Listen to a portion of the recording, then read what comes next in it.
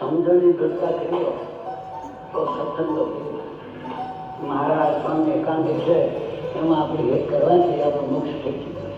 આપણે ગાવો કોઈ રહેતો છે પણ જો આ સમજણ દળ કર્યું હોય ભગવાનનો મહિમા જાણ્યો હોય તો દેશ કરવો લાગે. ત્રણ વાત મેં કીધું પોતાની સેવા હોય એના ગુણ આદેશ કરવો લાગે કે સૂર્ય અંધારો જોડો થઈ જાય રહેવાનું પામે એવું દૃષ્ટાંત કે ગામના પટેલી આગેવાન થતા ઘણા તમારું આપણા ઘરમાં અંધારું કરી જાય છે માટે આપણે ઘરવા નથી બચી નહીં ખુશ થાય. અંધારો દીવા ગયો બધા લાવે અંધારે દસ પડ્યા.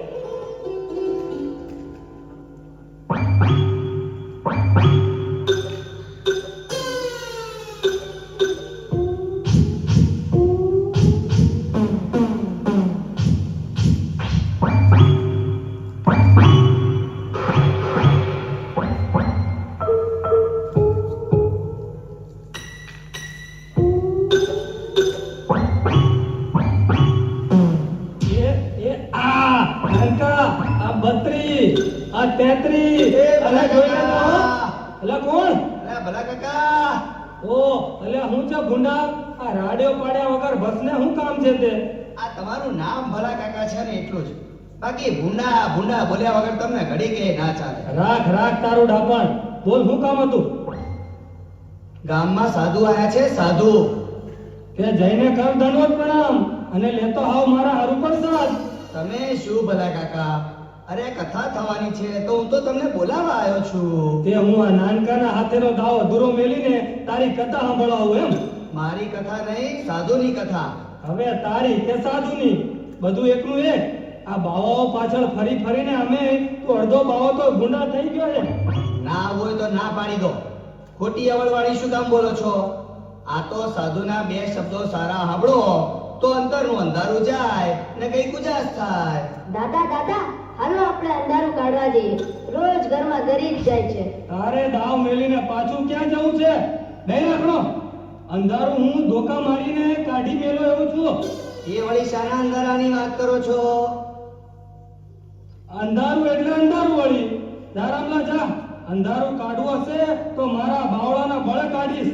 ઊંડા આ મારે ચાર જમ જેવા દીકરા છે અને આ નાનકોય કમ નથી સમજો. હા ભાઈ હા તમારો એ નાનકો એ કેવા પૂરતો જ નાનકો છે ને. બાકી તો હોળવું બેહી ગયું હશે ગઈ 14 છે. ઠીક લો ત્યાં આવજો હું તો જાઉં છું. એ રામ રામ. દાદા આ અંધારું ક્યાંથી આવે છે? તારા ડાચામાંથી. હેડ હવે દાવ પૂરો કર. ના નથી રમવું. મને અંધારામાં બહુ બીક લાગતી હોય છે. કહો ને ક્યાંથી આવે છે? મસાણમાંથી. તો એને રોકો ને દાદા. તમે રામુ કાકાને હમણાં કહેતા હતા ને તો અંધારું રોકો ને દાદા. આપણને ક્યાં નડે છે? પણ મને નડે છે ને. અલ્યા આ મારો વંશ આવો બાયલો ક્યાંથી? ભલે હું બાયલો રહ્યો પણ અંધારું કાઢો જ. કેમ લે નાનકા કેમ જીત કરે છે દાદા આગળ? દાદા અંધારું કાઢવાની ના પાડે છે. તે એમ અંધારા જતા હશે. એ તો એની મેળે આવે ને જાય. એમાં દાદા શું કરવાના? અલ્યા દાદા હું કરવાના એટલે અલા છનિયા એનો દાદો ધારે ને તે કરી શકે હોય છે. તો અંધારું કાઢો દાદા. હા હા વળી એ કાઢી એમાં હું. પણ બાપા એ તે કેમ બને? અલ્યા તું મરદ છે કે કોણ છે?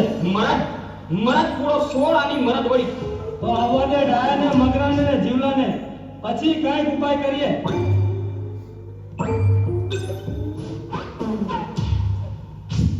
શું બાપુજી કેમ અમને યાદ કર્યા? આ તું બહુ ડાયો છે ને તેમાં ડાયલા ને આ મગનિયાની ને જીવલાની આજે મારે કસોટી કરવી છે તેમાં. પણ સાની કસોટી બાપુ? અને અમારો કઈ વાંક ગનો? વાહ ગનો તો કઈ નહીં પણ આ નાનકા હાટો આપણે થોડી મરદાય બતાવવાની છે. કેમ નાનકાને કોકે હેરાન કર્યો? ઓ કેને વડ્યો મારા મારી થઈ. હમણાં એ પાછળની ખબર લઈને. અરે મારીને અધમો કરી નાખું. હા જો મારા લાડકા ભત્રીજાને કોકે આંગળી અડાડી હોય તો. અરે ખમૈયા કરો મારા મરદ મુથાળો. પેલા હરખી વાત સાંભળો. શું છે? હા માંડીને વાત કહો. વાત જાણે એમ છે ને કે નાનકાને અંધારાનો બહુ ભો છે. એમાં તે વળી શું કહેવાનું? આ દીવો પેટાઈએ એટલે અંધારું ચાલ્યું જાય. ભાઈ એમાં આપણું શું પરાક્રમ? અક્કલ્યો આજે તો આપણે અંધારાને ધબધબાઈને કાઢીએ ને તો ખરા. એ કેવી રીતે બને? અને આ અંધારું ક્યાંથી આવે છે એ ખબર નથી આપણને તો. એનું આવવા જવાનું તો રોજનું થયું, એમાં આપણે શું કરી શકવાના? ઓલો રામલો કહી ગયો કે સાધુ અંધારું કાઢે છે, તે બાવા કાઢી શકે ને આપણે ના કાઢી શકીએ? બીજા કોઈ કરી શકતા હોય તો આપણે કરી શકીએ. ગામમાં સૌથી સવાય આપણે કહેવાઈએ છે. પંચાયત મૂકો ને કરવું છે શું એ વાત માંડો. આ રોજ રોજ ઘરમાં અંધારું ઘરી જાય છે ને, તો આજે રોકી પાડો એને. પણ કઈ રીતે? ક્યાંથી આવે છે? અને કોણ રોકશે એને? અલ્યા મૂર્થલો, આ બધાય મૂર્થલો ભેગા થાય છે. સાંભળો, અંધાય ભેગા થઈને કરો ચોકી અને બધાય લઈ લો ડંગોરો હાથમાં, સમજ્યા? અને અંધારું પહેવા જાય એ બોલાવો ધબધબાટી.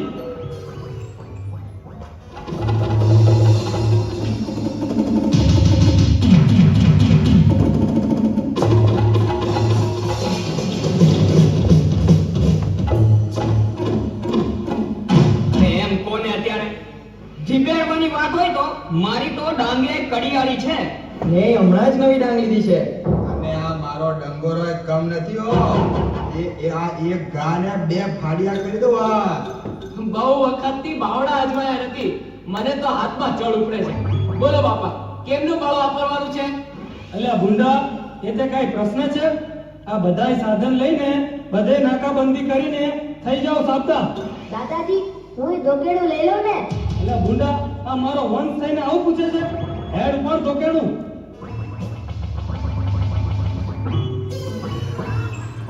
હા હા, હવે શું કરવાનું છે બોલો. હા, આ તું ને મગનો બંને બેહો દરવાજે. અલ્યા ચંદિયા, હા આ તું આ પેલની બારી પાસે ઉભો રહી જા. ત્યાં ગયો બાપ. અને ડાયલા, શું બોલો? આ તું વરંડા પાસે તૈયાર થઈને ઉભો રહે. ને દાદાજી હું લો. મને કોને દાદા? આ વળી વાંદરું, તું પાછો રહી ગયો કેમ? હારું જા, પેલી નિહાળી પાસે ઉભો રહે. પણ પછી કરવાનું છે શું? આ અંધારું ગમે ત્યાંથી આવે એવું હોય છે, એટલે જ્યાંથી અંદર બેહવા જાય ને ત્યાંથી એને ધોકાવીને કાઢવું પડશે.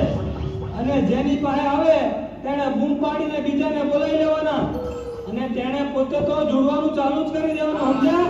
હા. હા, અને જો હું ઘર વચ્ચે બેઠો બેઠો ચારે બાજુ ધ્યાન રાખીશ. હવે બધા બેસી જાઓ પોતપોતાને ઠેકાણે અને કરો બરાબર ચોકી કરો, હો? હા બાપા.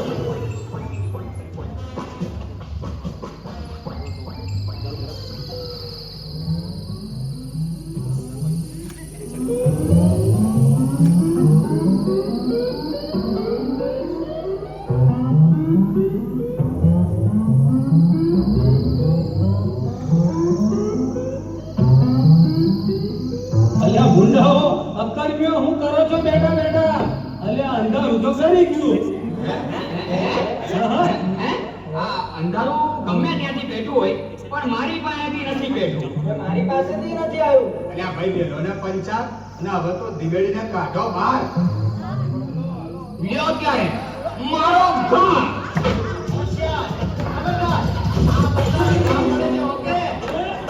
હું જમવાનું છું, ઓકે? લે લેતો જા.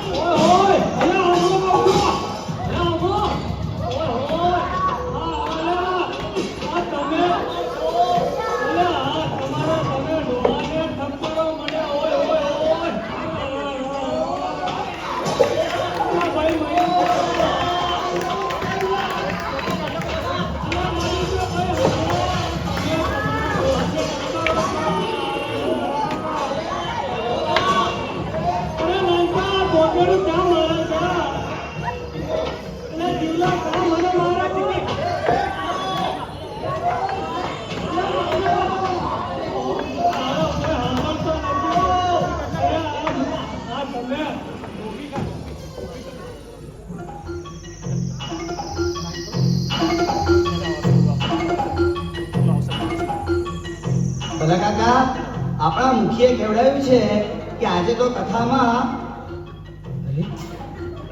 અરે અરે આ શું ભલા કાકા આ તે ઘરમાં વીજળી પડી કે દારૂ ગોળો ફૂટ્યો અરે રે રે રે અરે આ તો બધાને વાગ્યું લાગે છે અરે વાગ્યું તો હોય રે છોને વાગ્યું પણ જોઈ લે રામલા આ અંધારું તો કાઢ્યું ને અમે હવે ભેળા થઈને આજે તો અંધારાને ધોકાવીને કાઢ્યું આ બરાબર ફટકારીને કાઢી મેલ્યું હા જો એવું અજવાળું થઈ ગયું એમ વાત છે ત્યારે અરે પણ આ દી ઉગ્યો છે તો અંધારું તો જાય જ ને જા જા હવે રહેતો તો ગુંડા બહુ ડાન હતા ને તો તને અંધારા ભેળો ધોકાવીને કાઢવો પડશે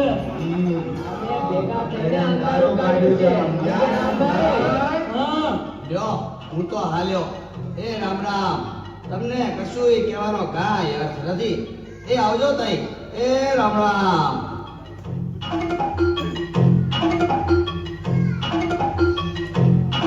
અલે જીવલા આ અંધારું કાઢતા તો દમ નીકળી ગયો ઓય આમ દુનિયા આવા અજ્ઞાની છે એમ અંધારું કરવું જરા જ્ઞાન ત્યારે સૂર્ય ઉગે અંધારું જતું એમ જ્ઞાન સૂર્ય ઉગી જાય એમ મોટાની કૃપા થઈ જાય જે કૃપા માટે દરેક આપણે અંધારો કાઢવાનું